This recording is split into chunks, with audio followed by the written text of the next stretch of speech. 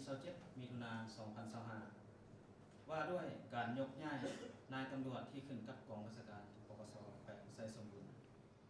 ในตอนบ่ายของวันที่ 8 กรกฎาคม 2025 ที่สโมสรกองบัญชาการปกส.แขวงไซสมบูรณ์ได้จัดพิธีประกาศยกย้ายแต่งตั้งนายตำรวจขั้นนำพาบัญชากองบัญชาการคันห้องที่ขึ้นกับกองบัญชาการปกส.แขวงให้เกียรติเข้าร่วมเป็นประธานของสหายพลอยคำหุ่งบุญยวงเลขาพรรคแขวงเจ้าแขวงประธานป้องกันศาสตร์ป้องกันความสงบแขวงไซสมบูรณ์มีสหายพันเอกวันไซจันทสุขรองเลขาพรรคกรมรองหัวหน้ากรมพนักงานกรมใหญ่การเมืองป้องกันความสงบสหายพันเอกอุดัยอินสุวรรณเลขาคณะพรรคหัวหน้ากองบัญชาการปกส.แขวงมีคณะพรรคคณะกองบัญชาการปกส.แขวงแขกถึกเชิญตลอดฮอดนายตำรวจเข้าร่วมในพิธีสหายพันเอกวันไซจันทสุขรองเลขาพรรคกรมรองหัวหน้ากรมพนักงานกรมใหญ่การเมืองป้องกันความสงบขึ้นผ่านข้อตกลงของรัฐมนตรีกระทรวงป้องกันความสงบเลขที่1614/ปกส.ลงวันที่27มิถุนายน2025ว่าด้วยการยกย้ายนายตำรวจที่ขึ้นกับกองบัญชาการปกส.แขวงไซสมบูรณ์ในนี้ยกย้ายสหายพันโทสัมพันธมิตรไซดวงตาจากห้องสันติบาลไปรับหน้าที่ใหม่อยู่ห้องการกองบัญชาการปกส.แขวงผ่านข้อตกลงของรัฐมนตรีกระทรวงป้องกันความสงบเลขที่1615และ1616/ปกส.ลงวันที่27มิถุนายน2025ว่าด้วยการแต่งตั้งนายตำรวจที่ขึ้นกับกองบัญชาการปกส.แขวงไซสมบูรณ์เป็นรองหัวหน้ากองบัญชาการปกส.แขวงและหัวหน้าห้องที่ขึ้นกับกองบัญชาการปกส.แขวงละเอียดดังนี้แต่งตั้งสหายพันโทกิ่งคำจันลาตี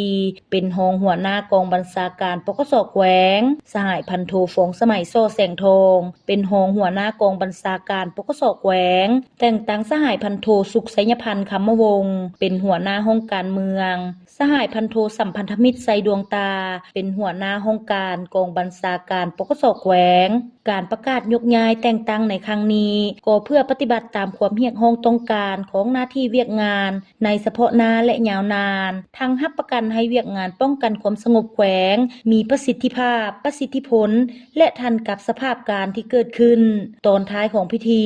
สหายพลอยคำหุ่งบุญยวงเลขาพรรคแขวงเจ้าแขวงประธานป้องกันศาสตร์ป้องกันความสงบแขวงไซสมบูรณ์ยังให้เกียรติโอลมต่อกับพิธี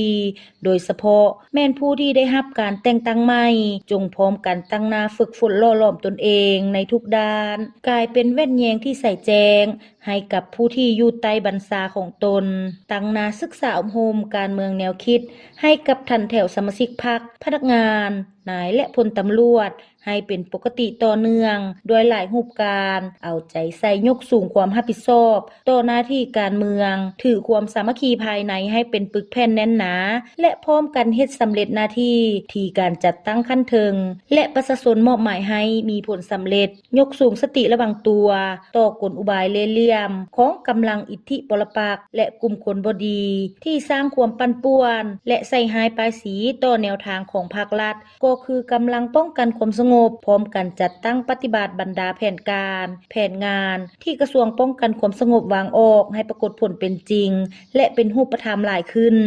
สุมใส่ปรับปรุงก่อสร้างพรรคก่อสร้างพนักงานให้มีความปลอดภัยเข้มแข็งหนักแน่นทันสมัย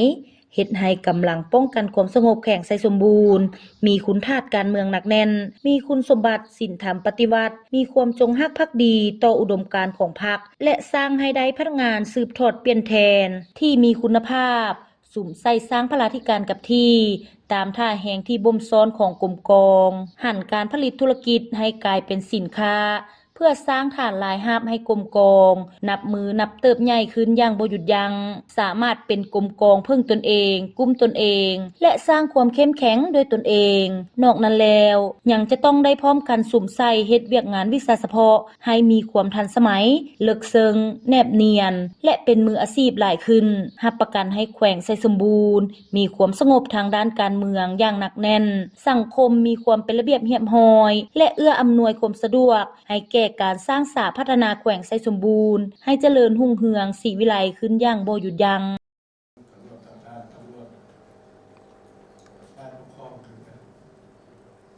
ความถูกต้องการของในบ้านการค้นคว้าสร้าง สาการขอส่งคนแรกสา